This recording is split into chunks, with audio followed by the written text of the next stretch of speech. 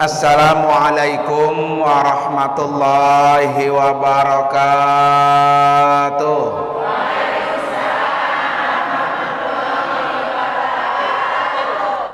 Para ibu, bapak, hadirin dan hadirat sekalian, memang negara kita Bu masih rada berat, Covid-nya belum begitu tuntas. Tapi kalau Mesir kemarin yang pakai masker itu yang kena Covid. Begitu kata Ibu. Jadi kalau saya kemana-mana pakai masker, saya dibilang apa-apa? Covid. Jadi nggak ada yang udah pakai masker, nggak ada. Yang pakai maskernya apa? Yang Covid gitu, yang pakai masker.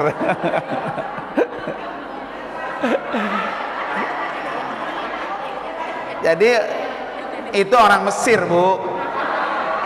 Jadi orang Mesir bilangnya begitu. Kalau kita kan kalau keluar biasa di rumah pakai masker ya, minimal ngindarin ngebul lah. Jadi di sana masih tetap pakai masker saya. Maka kata orang Mesir, kamu nih corona ya, gitu. Jadi pakai masker yang corona. Bulan Maulid adalah bulan yang sangat mulia karena dilahirkannya Rasulullah Sallallahu Alaihi Wasallam.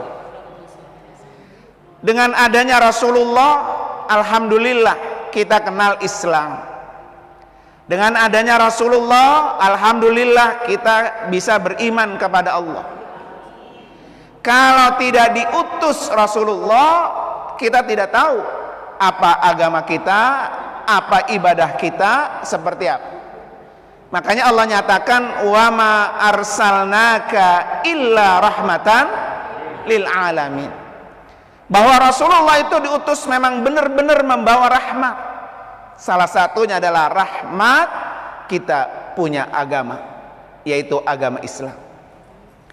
Bersyukur para ibu dan bapak hadirin sekalian, kita sebagai umat Rasulullah, sebagai umat Nabi terakhir, sebagai umat Nabi penutup para Nabi, nggak ada Nabi setelah Rasulullah, sehingga dijaminkan bahwa umat Rasulullah sebagai umat terakhir, tapi dia diberi kesempatan sebagai orang yang masuk duluan di dalam surganya Allah.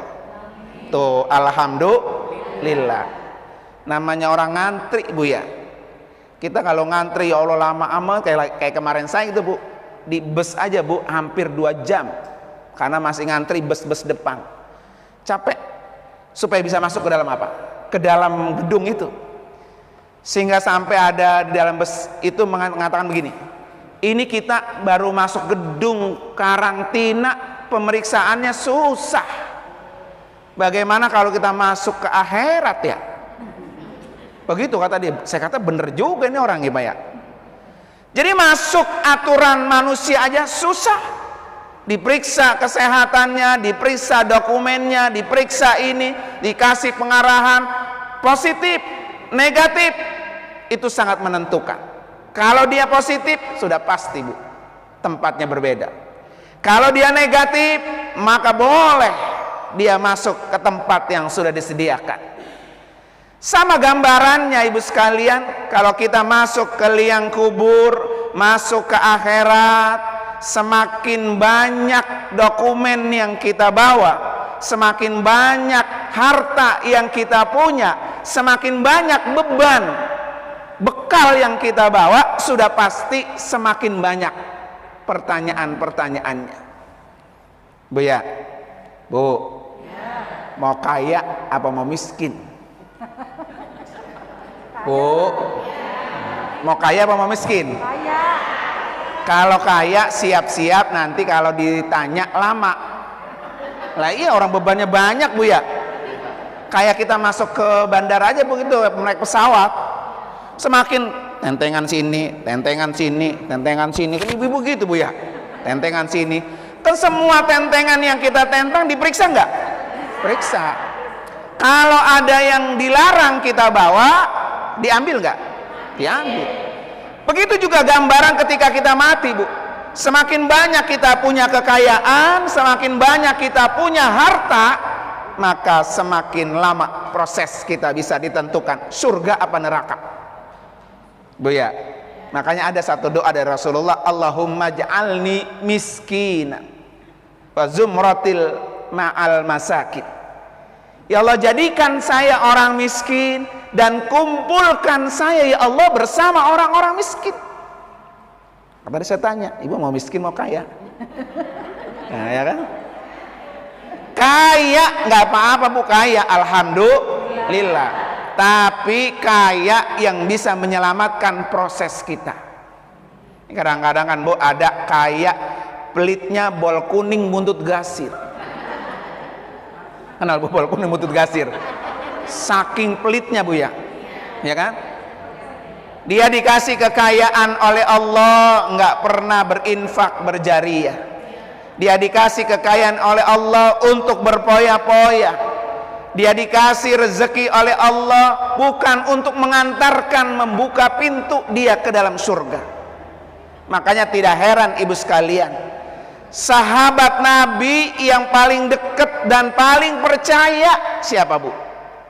Sahabat Nabi yang paling dekat dan paling percaya. Pokoknya kalau kata Nabi A, dia pokoknya iya aja. Siapa bu? Abu Bakar As-Siddiq.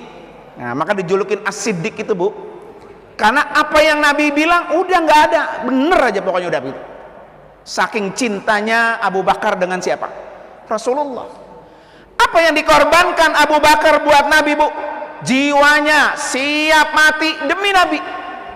Contoh ketika Abu Bakar berada di gua Sur, di gua Sur bu ya, ketika bersembunyi, kemudian orang kafir Quraisy udah di depan pintu gua, dia sedang ketakutan melindungi Nabi, sampai ada ular di situ menggigit kakinya Abu Bakar. Begitu takutnya Abu Bakar jangan sampai Nabi ini terbunuh. Kata Nabi, la takhaf wa la tahzan, innallaha ma'ana. Abu Bakar, kamu jangan takut, kamu jangan sedih, Allah pasti bersama kita. Tuh dari segi apa? Tenaga, jiwa dikorbankan untuk Rasulullah. Abu Bakar juga siap mengorbankan hartanya bu. Abu Bakar orang kaya raya, semua hartanya diberikan untuk Rasulullah dalam berdakwah. Sampai onta terbaik Abu Bakar yang ditumpangi Nabi dari Jabal Sur Mekah menuju kota Madinah berhijrah itu bu, itu ontanya onta Abu Bakar. Nah itu namanya kaya untuk di jalan Allah. Kalau pengen prosesnya apa tadi? Gampang, jangan buntut gasir bol kuning bu ya. Ya contohnya ibu sekalian kayak acara seperti ini, ibu-ibu besok kita mau maulid Nabi, ayo kita urun rembuk. Kalau kita pengen bu orang yang dicintai Rasulullah, apalagi ini peringatan maulid Nabi bu ya, udah yang kita punya kita curahkan. Kita nggak punya duit, kita punya tenaga, siap. Ibu Ana, apa yang saya mau bantu? Bersihin apa? Bungkusin apa? Saya siap. Emang kita nggak punya duit? Kita nggak mau bantu tenaga, punya duit nih, saya kasih semua. Karena memperingati maulidnya Rasulullah Sallallahu Alaihi Wasallam. Ibu tahu paman Nabi yang jahat sama Nabi siapa? Abu Lahab, Abu Jahal. Saking jahatnya ini Abu Lahab ibu sekalian, Allah abadikan namanya dalam surah Al-Quran, surah Lahab. Tabat siada Abi Lahabi. Saking jahatnya. Tetapi Abu Lahab ini ibu sekalian dalam satu riwayat diberikan sebuah kebahagiaan, dibebaskan siksa kuburnya setiap hari Senin. Kenapa? Karena ketika dia mendengar Nabi lahir, dia bebaskan budak. Itu rasa gembira bu. Kegembiraan kita dengan kelahiran Nabi ini menyebabkan memberikan kita kemudahan di akhirat kelak. Jadi kalau ibu hari ini senang, ibu hari ini bahagia, ibu bapak hari ini curahkan demi memperingati kelahiran Nabi, insya Allah yang hadir di sini semuanya di akhirat kelak akan hidup bahagia. Amin. Nah, begitu bu ya, kuncinya tuh gampang. Para bapak dan ibu sekalian, oleh karena itu, satu, ketika kita peringati Rasulullah, banyak-banyak baca sholawat Rasulullah Sallallahu Alaihi Wasallam. Nah, saya mau ajak sholawat dulu nih. Mari sama-sama kita baca sholawat nariyah Bu ya. Ya. Allahumma sholli sholatan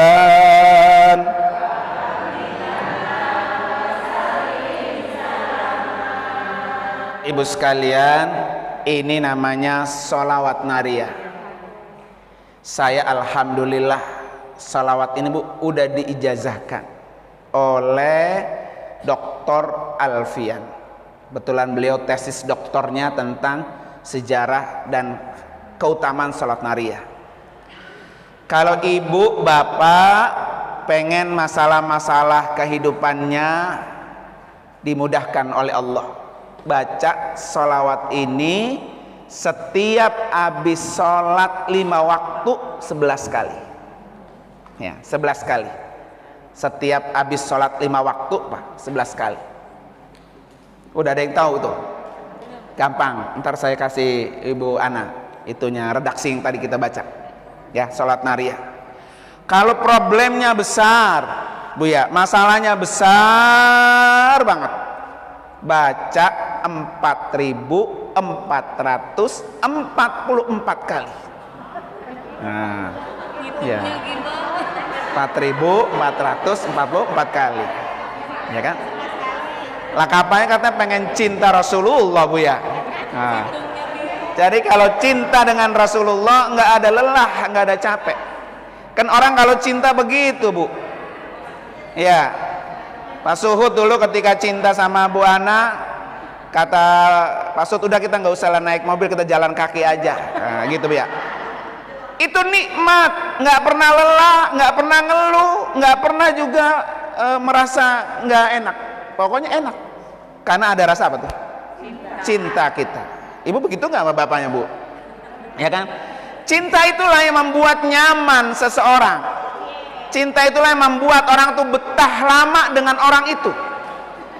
Makanya bagaimana rasa membuktikan cinta kita kepada Rasulullah?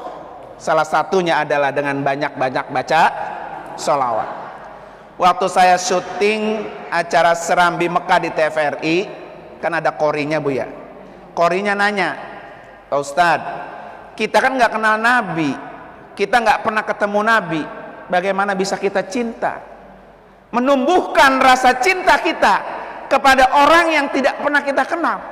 Ibu kan mau cinta sama laki ibu, kenal dulu, ya Bu ya. Nggak mungkin datang cinta kalau kita nggak kenal. Orang kenal lama juga nggak cinta-cinta juga Bu ya. Saya bilang begini sama, coba ibu bapak, mana yang belum pernah ke Mekah, mana yang belum pernah ke Madinah, pengen nggak ke Mekah, pengen nggak ke Madinah, padahal belum pernah datang. Kenapa rasa keinginan, rasa cinta kita kepada Mekah itu sudah ada? Begitu juga harus kita tanamkan dalam diri kita cinta kita kepada Rasulullah Sallallahu Alaihi Wasallam. Di antaranya baca banyak sholawat. Nah, salah satunya sholat nariyah. Ya Bu ya. Ini kita baca 11 kali ketika habis sholat 5 waktu. 4.440 kali kalau punya masalah apa? Besar. Boleh ibu sekalian digabung. Makanya kalau ada pengajian bulanan kayak ini, ada berapa ratus orang, 4 majlis taklim datang bareng, satu majlis 150 orang. Ayo kita sholat nariyah 4.444 kali, kita bagi 150. Dikit Bu. Nah, dikit nggak? Iya. Jadi tadi Ibu Ana udah mikirin gimana ngitungnya ya, gitu ya. Di sini kalau 4 majelis taklim, 1 majelis taklim ngirim 50 orang aja, berarti sudah 200 apa? 200 orang dibagi tadi 4.450, dikit, ya kan? Nggak sampai dapat 40 tuh. Ya 100 aja 40 Bu, 200 baru 20 ya, paling nggak setelah ke Jepang Bu. Kita baca bareng-bareng, kita minta syafaatnya Rasulullah Sallallahu Alaihi Wasallam. Bukan hanya ingin dikeluarkan dari beban kita, problema hidup kita, tetapi yang paling penting adalah bantuannya, syafaatnya Rasulullah ketika kita mendapatkan kesulitan di akhirat kelak. Orang sulit di dunia gampang, masih ada tetangga, ada saudara minta tolong masih bisa. Tapi kalau kita sulit Bu di akhirat, mau minta tolong sama siapa? Anak ketemu bapak, bapak lari. Istri ketemu suami, suami lari. Karena takut dituntut oleh anaknya, takut dituntut oleh istrinya. Tidak ada yang nolong kita kecuali syafaatnya Rasulullah Sallallahu Alaihi Wasallam. Makanya kalau pengen dapat syafaatnya Nabi, sering-sering disebut namanya. Apalagi kalau sampai bisa datang ketemu dengan Rasulullah, itu luar biasa Bu. Orang yang pernah datang Bu kan apal. Umpamanya ibu sekarang ketemu saya nggak apal, tapi kalau ibu sering datang ke rumah saya, nah apal nggak? Apa? Apalnya kalau bawa pisang sisir, bawa bolu Bu ya, bawa ayam goreng, ya Allah ibu anak rajin banget ya, baik gitu, ingat saya Bu. Begitu juga kita Bu, kalau kita ingin Rasulullah apal dengan kita, kenal dengan kita, datang ke rumah. Makanya kata Nabi, siapa orang yang menziarahi kuburanku, sama dia menziarahiku waktu aku masih hidup. Kenal ibu sekalian. Tapi kesempatan itu Bu kecil. Nggak semua orang bisa datang bertemu Nabi secara langsung. Nggak semua orang bisa datang berziarah ke makamnya. Supaya Rasulullah kenal dengan kita, walaupun kita tidak pernah jumpa dengannya, maka banyak-banyak baca apa? Sholawat. Minimal ibu sekalian menjelang tidur Bu, pengantar tidur, Allahumma sholli ala Sayyidina Muhammad wa ala ali Sayyidina Muhammad, Allahumma sholli ala Sayyidina Muhammad wa ala ali Sayyidina Muhammad 100 kali minimal Bu ya, menjelang tidur. Ibu kalau mau tidur baca tasbih, baca sholat apa pegang bapaknya? Ya Bu ya.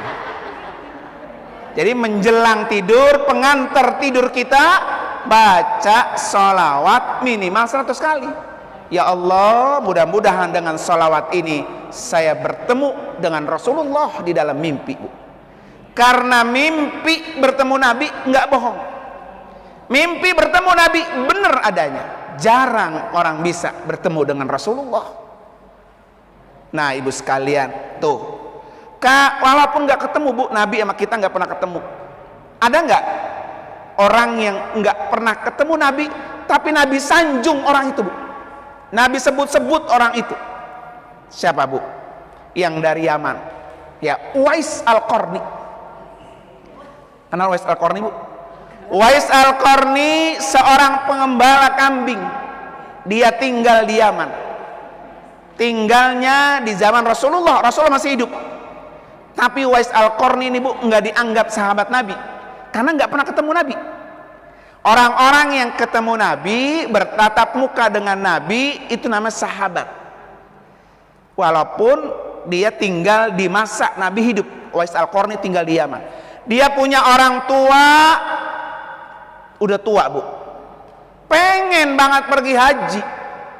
Makanya Uwais Al-Qarni melatih badannya Bu. Kambing yang besar dia gendong di atas punggungnya, dia naik tuh kambing dibawa ke atas gunung, dia turunin lagi, dia gendong terus begitu sampai orang-orang bilang Uwais Al-Qarni gila kali ya. Habis kambing diapain Bu? Digendong, ditaik ke atas gunung, diturun lagi begitu. Dia punya tujuan, biar fisik saya kuat, saya mau gendong ibu saya berangkat ke Mekah biar ketemu dengan Rasulullah. Tetapi Bu, sampai Nabi mati nggak ketemu. Apa pesan Nabi kepada Abu Bakar dan Umar bin Khattab? Kata Nabi, Abu Bakar, Umar bin Khattab, nanti kalau Uwais Al-Qarni datang ke sini, ke Mekah Bu ya, kamu temuin dia, minta doanya sama dia. Padahal Nabi nggak, zaman itu Bu nggak ada HP, nggak ada WA, nggak ada video call, nggak ada. Artinya orang tuh nggak kenal mukanya Uwais seperti apa. Uwais juga nggak kenal mukanya Nabi kayak apa. Tapi Nabi sudah berwasiat, nanti kalau Uwais Al-Qarni datang ke sini, minta doanya. Doa dia itu mustajab. Tuh Bu, apa yang menyebabkan doa kita mustajab Bu? Bakti kita kepada orang tua yang begitu besar. Jadi baktinya Uwais Al-Qarni kepada ibunya Bu yang begitu besar, menyebabkan doa dari mulutnya makbul. Jadi gampang ibu sekalian ya. Jadi ibu kalau pengen doa-doanya mustajab, apa yang kita minta Allah kasih, apa yang kita angkat kedua tangan Allah beri, muliakan kedua orang tua kita. Itu kuncinya. Kadang-kadang Bu ya, ada anak sama orang tua marah tahunan, nggak pernah tegur sapa. Lebaran 3 lebaran kagak pernah datang. Urusan sepele, urusan kecil, anak tuh kecewa sama orang tua, akhirnya orang tuanya dimarahin. Orang yang kayak gini Bu nggak akan pernah terbuka pintu surga, karena kunci pintu surga itu ada di ridho orang tua. Seberapapun ibadah kita kepada Allah Bu, sholat malam rajin, sholat jamaah rajin, puasa rajin, infak rajin, tapi kalau dia sama orang tuanya tidak punya hubungan baik, tidak akan pernah terbuka itu pintu surga. Maka kunci ridha Allah fi ridhal walidain. Nah ini jangan disepelekan para ibu sekalian ya, bahwa kunci orang tua adalah segalanya buat kita. Sebab orang tua lah kita bisa masuk ke dalam surganya Allah Subhanahu wa ta'ala. Jadi ibu sekalian, jangan pernah berkecil hati. Kita pengen syafaatnya Nabi, banyak-banyak baca apa? Sholawat. Man shalla alayya salatan wahidatan sallallahu alaihi asyra. Siapa orang yang bersolawat kepadaku 1 kali, kata Nabi, maka Allah akan bersolawat kepada orang itu 10 kali. Allahumma sholli ala Sayyidina Muhammad wa ala ali Sayyidina Muhammad. Satu aja Bu, Allah sudah balas 10 kali buat kita. Di mana ada ruginya? Kenapa itu tidak kita jadikan kebiasaan kita? Minimal ibu sekalian ya, nih habis maulid kayak gini, besok sudah dapat ilmu 1 hari 100. Ibu mau baca mau malam kek, mau baca pagi kek, mau baca habis sholat duha. Emang sholat itu lama Bu? Ya. Allahumma sholli ala Sayyidina Muhammad wa ala ali Sayyidina Muhammad. Allahumma sholli ala Sayyidina Muhammad wa ala ali Sayyidina. Udah 100 kali tuh. Kita continue Bu, kita dawamkan. Kita menjadi wirid kita itu. Nggak ada yang salah. Justru orang yang bersalawat inilah Bu, orang yang dipuji Allah. Coba ibu perhatikan. Kita disuruh sholat enggak sama Allah? Kita diperintah sholat enggak sama Allah? Suruh enggak? Suruh. Dalilnya pada aqimus sholat, dirikan sholat. Tapi coba lihat, Allah sholat enggak? Allah sholat enggak? Enggak. Allah nyuruh kita sholat, Allah tidak sholat. Nah Allah mau sholat sama siapa? Masa kita nyembah Allah Bu ya? Dia mau nyembah siapa? Gitu ya. Allah perintah kita sholat, tapi Allah tidak sholat. Allah perintah kita bayar zakat, tapi Allah tidak membayar zakat. Allah perintah kita puasa, tapi Allah tidak berpuasa. Yakin Bu Allah nggak puasa? Kan kata Allah, as-saumu li wa ana ajzi bihi. Puasa itu untuk saya, untuk Allah, dan aku yang akan membalasnya. Lah kalau Allah puasa buat siapa? Ya Bu ya.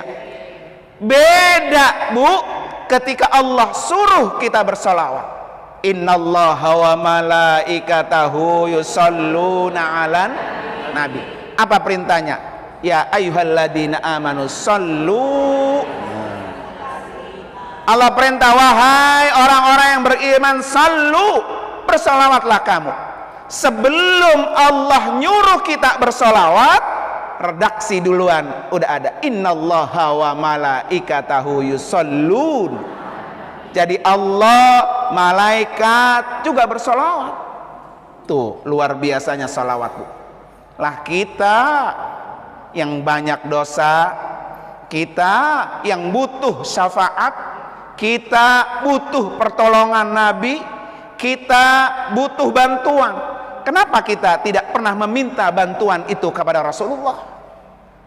Ya Bu ya. Makanya hari ini Maulid, biar pulang dari majelis ini ada yang dibawa apa? Ada yang dibawa pulang, minimal sholawat. Udah 2 tuh Bu. Sholawat nariyah 1, ya. Sholawat yang biasa juga apa? 1 tadi. Tinggal ibu-ibu udah sekalian tuh mau ngamalin yang mana? Dua-duanya boleh, 1 aja juga boleh. Yang kagak boleh? Nah, sholat nariyah kagak, sholat biasa juga Pak? Kagak. Ini orang kagak pengen dibantu namanya Bu ya.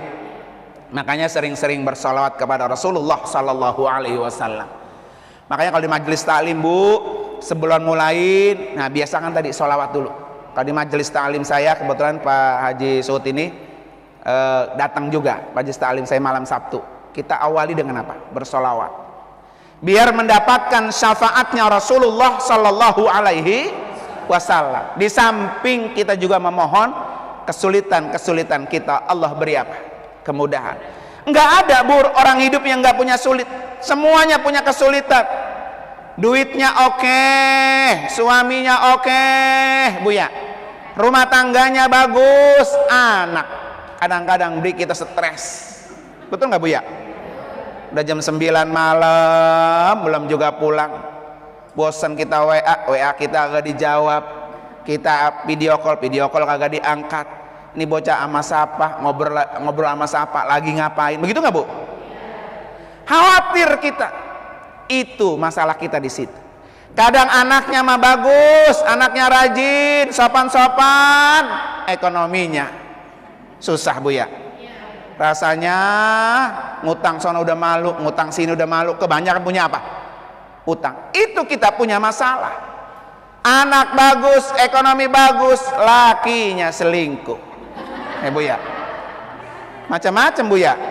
Kalau nggak lakinya, bininya yang selingkuh. Ya Bu ya. Ya di sini mah nggak ada Bu. Tapi di luar sana Bu, itu banyak orang-orang yang punya masalah seperti itu. Kita alhamdulillah. Suami bagus, istri bagus, anak bagus, rezeki bagus, pengpengke. Pengke apa Bu? Setruk tahun-tahun. Itu namanya pengke Bu. Ya. Kalau bahasa orang Betawi itu pengke namanya. Tidur aja di kasur Bu ya. Berak dicebokin, makan disuapin, nggak bisa kemana, ngadi apa hajir majelis taklim nggak bisa, sholat nggak bisa, zikir udah nggak bisa. Ya Allah, nauzu. Ibu mau pilih yang mana tuh? Mau pengke tapi duit banyak. Mau duit banyak, laki selingkuh, ya kan? Laki nggak selingkuh, duit banyak, nggak pengke, anaknya bader. Nggak ada yang mau kita pilih, nggak ada. Artinya ibu sekalian, nggak ada orang yang nggak punya masalah. Semua punya masalah. Kayak saya Pak Ibu ya. Jangan dikira kayak Ustaz tuh enak, jangan dikira ada mau masalah. Kan tidak perlu kita kasih tahu masalah kita ke orang lain.